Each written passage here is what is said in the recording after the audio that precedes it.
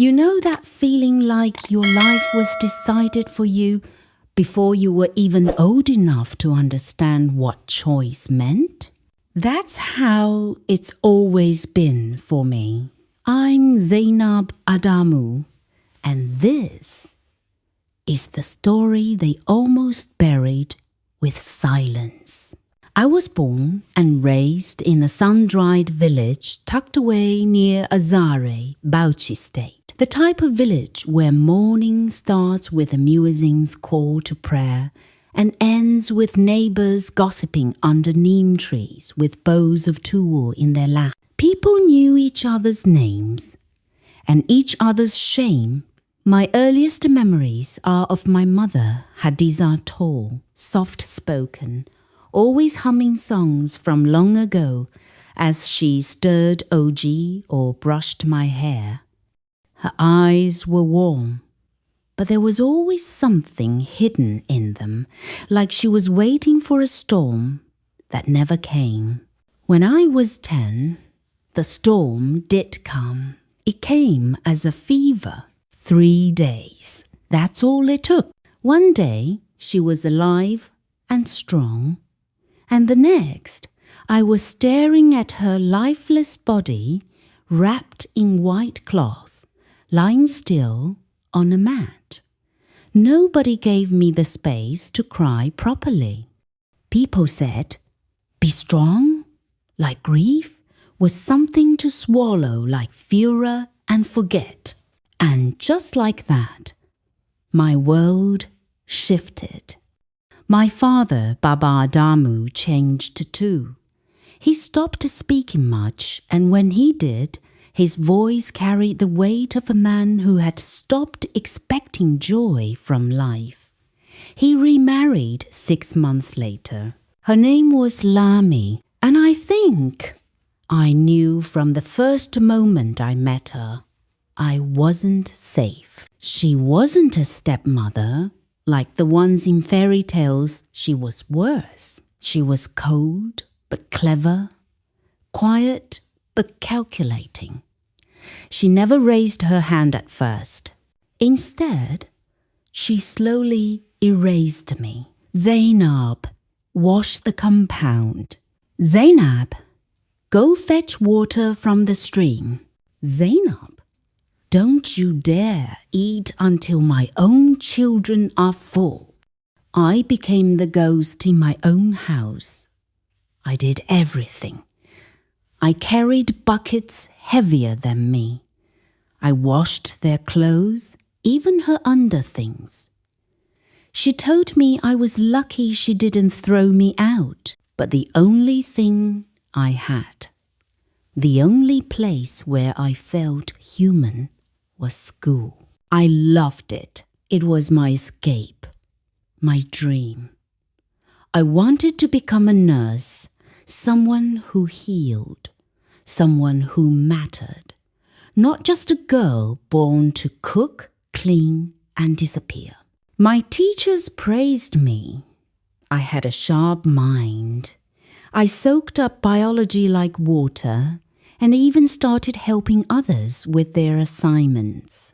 My best friend Mariam used to say, "Zainab, one day you'll wear that white nurse uniform and leave this village for good. But dreams don't matter to people who profit from your silence." It happened on a Thursday evening. I had just come back from school, my uniform dusty, books tucked under my arm, when Lami called me into the parlor. I remember the way she sat cross-legged on the plastic chair, wrapper tight under her armpits, chewing bitter cola like a woman with secrets. She didn't even greet me. "Sit down," she said. I sat on the bare floor, my eyes cast down. I already knew something bad was coming. She smiled a rare thing, and that alone made my skin crawl. "I have good news," she said, drawing out the words like a snake slithering out of a basket. Al-Haji Baba Lawal has chosen you. My eyes lifted slowly. Chosen me for what? To be his wife? I blinked. I genuinely thought I had misheard her. Al-Haji Baba Lawal? I repeated. Yes.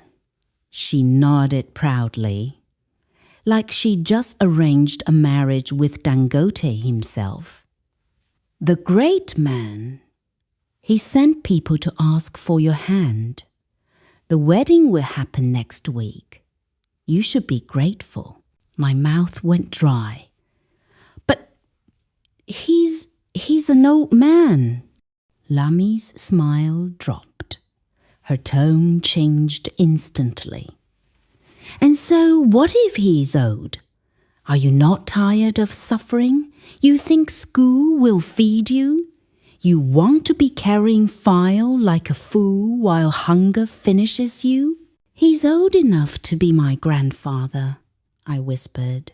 That was the wrong thing to say. Her eyes flared with rage, and before I could duck, she slapped me fast, sharp and bitter. I held my cheek in silence. You ungrateful brat, she spat. I picked you from the gutter after your mother died. I fed you, clothed you, and this is how you repay me? With insults? My voice trembled. I never asked you for anything. You don't need to, she snapped. Your father gave me this house. That makes me the head. And as long as you live under my roof, you will do as I say. I didn't cry, not in front of her, but that night I broke. I lay on my thin mattress, Mama's old scarf pressed against my chest, and I whispered into the darkness, Mama, if you can hear me, please don't let this happen. Please.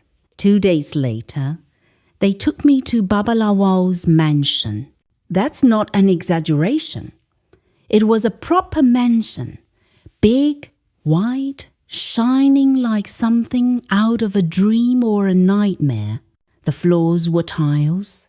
The staircase curled like it was posing for a magazine. The house smelled like air freshener and old money. They said I should get familiar with the space, that it would be my new home soon. I said nothing. I walked around slowly, touching nothing, feeling like I was already being buried alive in a coffin made of luxury. He wasn't home yet, thank God. But the housekeeper led me to a hallway filled with large portraits. That's when I saw it. A framed photo of a woman young, beautiful, wearing a red scarf. Her face, something in me froze. She looked so familiar. I leaned in, heart pounding. That jawline, those eyes, that was Zainab.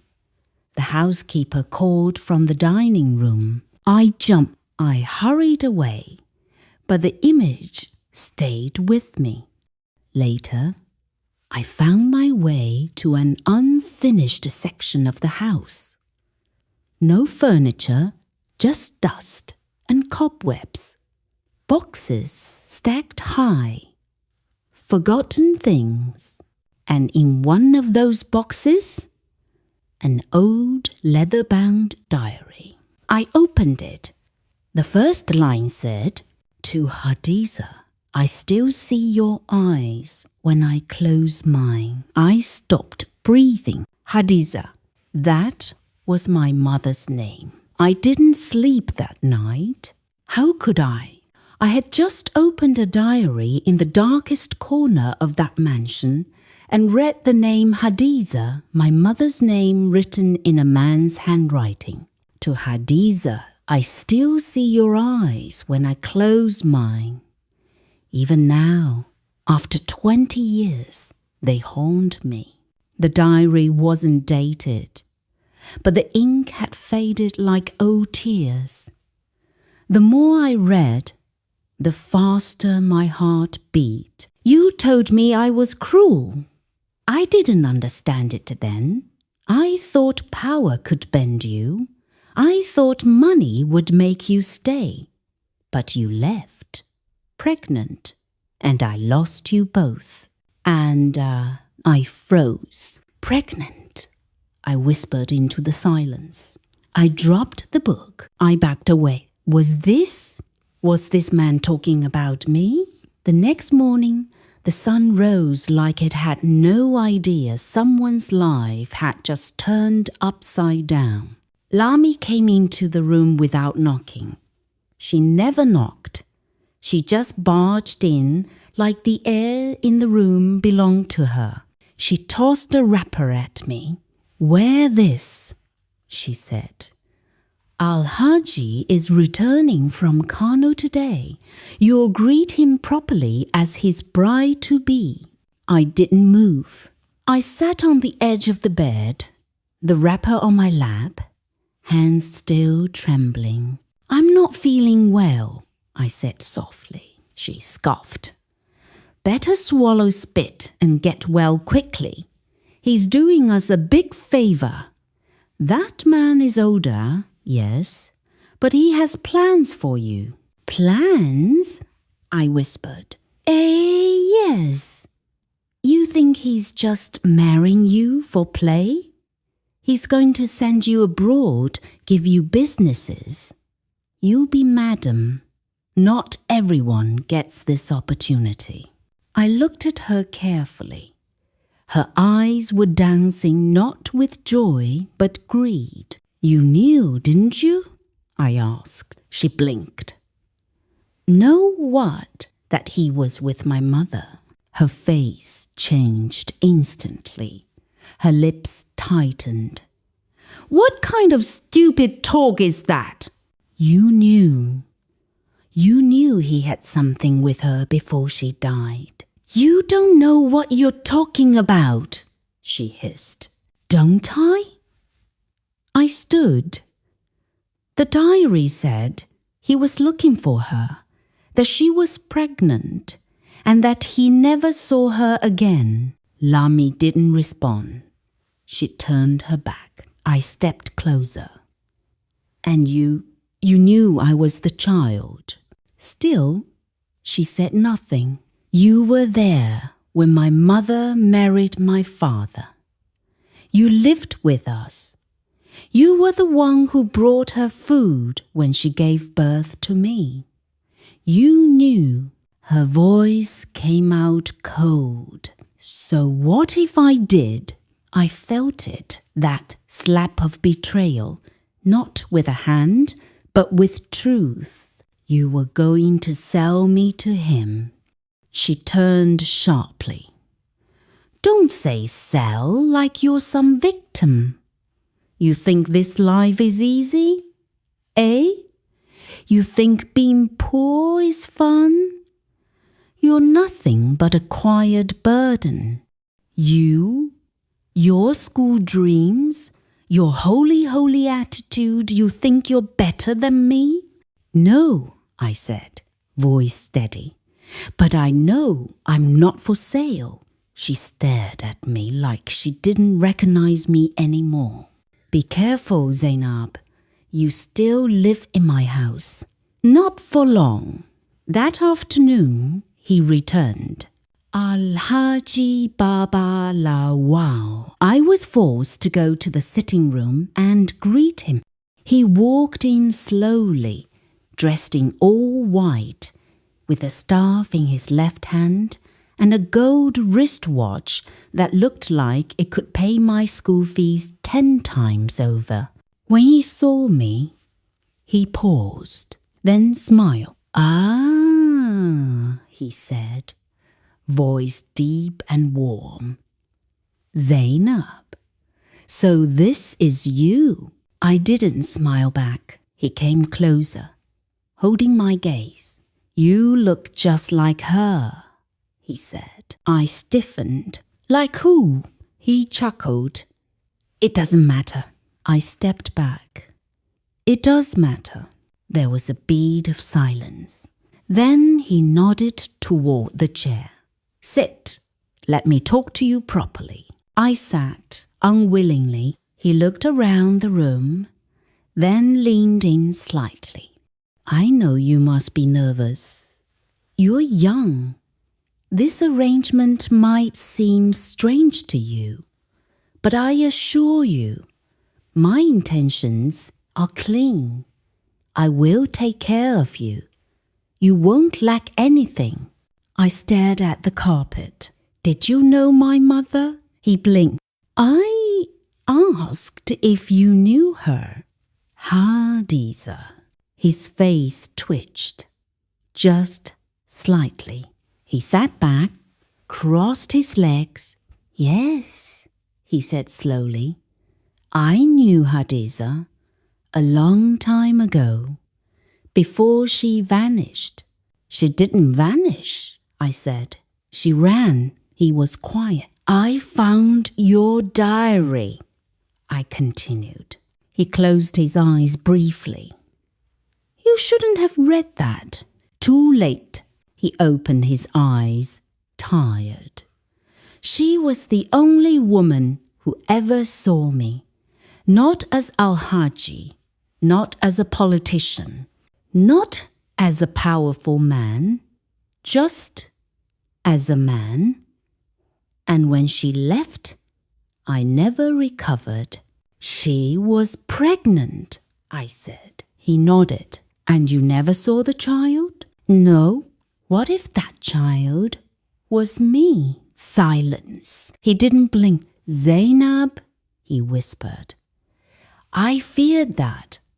I feared it the moment I saw you walk into this house. Tears burned behind my eyes. And you still allowed the marriage? He swallowed hard. I wasn't sure. And I wanted to believe it wasn't true. That's not an excuse. He nodded. Slowly. You're right. That night, I packed a small bag. Lami tried to block the door. You want to disgrace us? You want people to laugh at me? I stared at her coldly. Let them laugh. Where will you go? You'll starve. I'd rather starve with my soul intact than sleep beside a man who might be my father. And I left. I took a bus to Jos the next morning.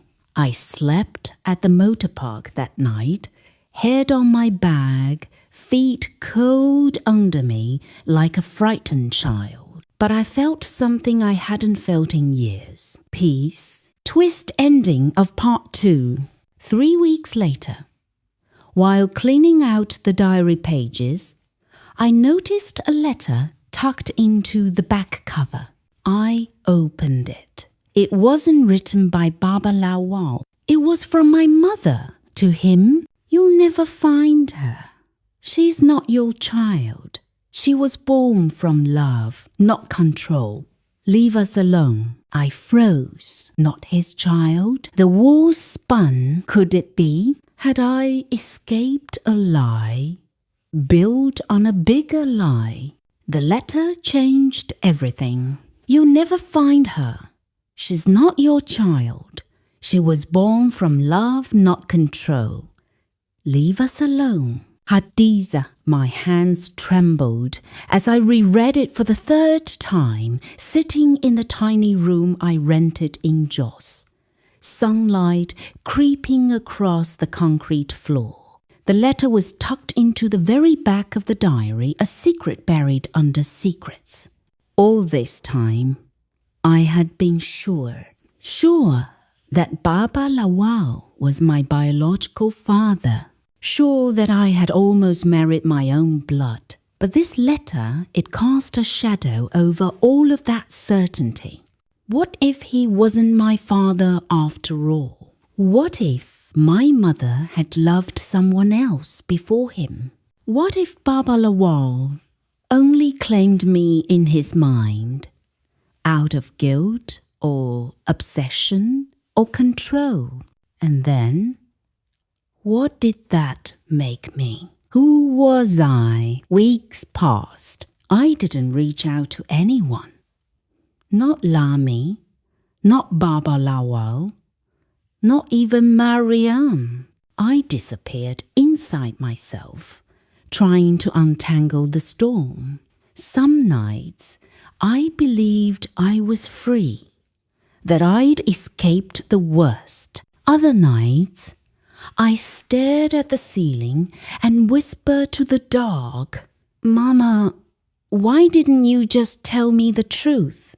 I tried to forgive her, but a part of me was angry. She could have told me. She could have warned me. She could have left behind something clearer than this tangle of half-truths and broken men. But she didn't. 3 months later, Azare, I returned, not for closure, not for reconciliation, but for answers. The village hadn't changed much. Same dusty roads, same women hawking groundnuts, same men sitting outside beer parlors arguing about local elections. But this time, no one recognized me. I wasn't the scared girl who ran away from a wedding. I had changed. My skin was darker from walking everywhere, my eyes sharper, my silence heavier. I didn't go to Lami's house. I went straight to him. Baba Lawal's mansion looked smaller now. The gloss had faded. Maybe it was always that way, and I was just too frightened before to see clearly. The guard recognized me and opened the gate. He's in the backyard. He doesn't talk much anymore. I walked around the side, past trimmed bushes and a stone bench. And there he was, Alhaji Baba Lawal, sitting quietly, feeding birds from a bowl of grains. He looked smaller, not just physically, but spiritually. His agbada hung off his shoulders like a cloth with no purpose. He didn't turn. "I knew you'd come," he said. I didn't reply. "I've been waiting." "For what?" I asked, stepping closer. He sighed. "For you to bring judgment, or forgiveness, or both." I sat across from him, facing him fully. For the first time, I pulled the letter from my bag and placed it gently on the table between us. His eyes flicked to it. He didn't reach for it. "You lied," I said. He shook his head slowly. "I didn't lie. I believed." "You believed I was yours."